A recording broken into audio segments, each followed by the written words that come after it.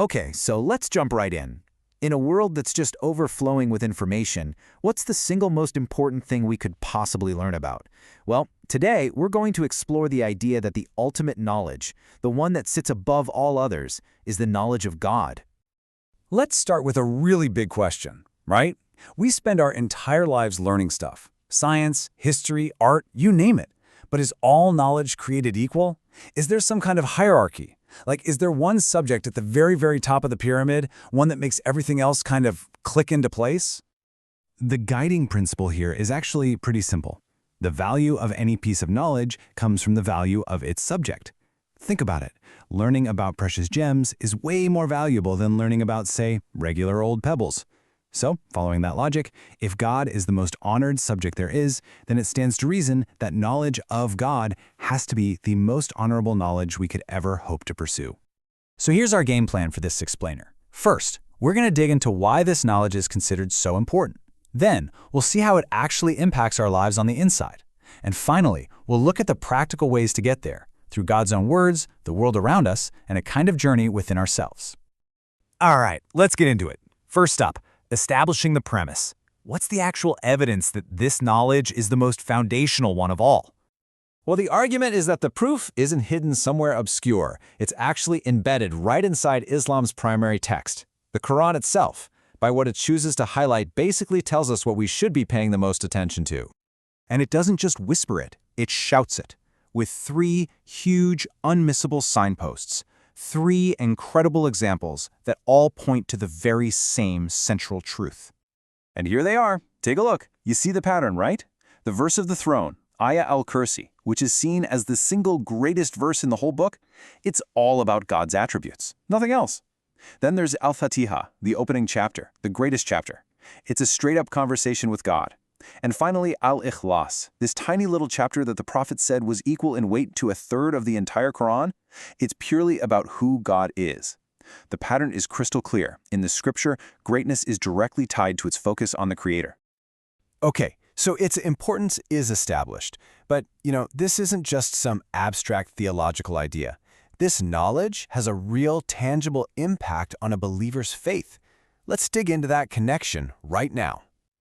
To really get this, we need to talk about something called the actions of the heart. Now, these aren't physical things you do. We're talking about the inner stuff, the feelings and states that are the real engine of faith. Things like sincerity, love, trust, and that feeling of complete awe. This is the very core of a person's spiritual life.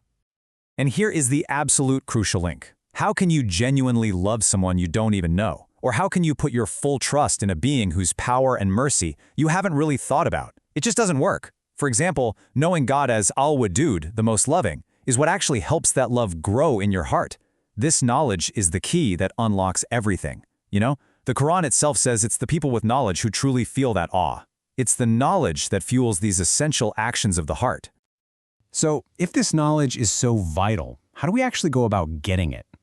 Well, the first path takes us straight to the source, to the divine revelation, to God's own word.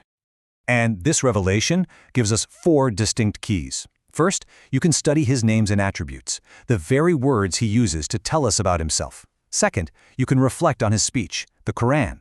Third, you can learn from the prophets. They knew him best, right? And see how they worshipped him. And fourth, you can really dig into his divine law, the Sharia, but not just as a list of rules, but as a window into who he is.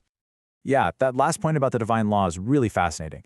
If you pick up a typical law book, it just tells you the rule. Do this, don't do that. But the Quran does something completely different. When it lays down a rule on anything, marriage, charity, you name it, it almost always ends the verse by mentioning some of God's attributes, like, and God is all-knowing, all-wise. It's like it wraps the law inside a spiritual reminder, constantly pointing you back to the character of the one who made the law. Okay, so beyond the text, there's another huge source of knowledge literally all around us. The next set of pathways is all about learning through his world, through reflection. And this path of reflection also has 3 main keys. First, looking out and pondering the signs in the cosmos and in nature. Second, looking back and seeing the patterns in history, in the stories of civilizations. And third, looking inward and recognizing the personal blessings in our own lives. So this is that path of looking up and out. It's about really stopping to think about the sheer scale of a galaxy, or the mind-boggling complexity of a single leaf, or the perfect balance of an ecosystem. The Quran is constantly nudging us to do this, asking us to see these things not as random accidents, but as deliberate signs that point to their creator. And then, we look back in time. The sources tell us that history isn't just one random thing after another. It's a stage where divine laws and patterns play out. You can literally see the consequences of justice and injustice, of gratitude and arrogance, written into the stories of nations and empires if you take the time to look. And finally, that reflection turns to you. Just think about a time you prayed for something and it was answered, or a really tough moment that was suddenly made easy. Even a talent or skill you have. Recognizing these things not as dumb luck, but as personal gifts from a giver, that's a super powerful and intimate way to get to know him. So, we've talked about learning from texts and learning from the world around us, but there's one last key, one that really ties it all together, and this is the journey inward. This last key is all about action. The idea is that when you actually try to live by what you've learned, when that knowledge starts to shape who you are and what you do, God can grant you a totally different kind of insight.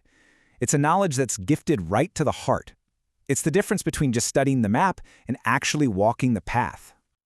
So, we've seen why this knowledge is considered the most honorable, how it can literally change your heart, and the different paths that lead to it, through His Word, His world, and through our own sincere actions. This isn't just a bunch of information, it's really an invitation to a journey. And the only question left is, which path are you going to take the first step on?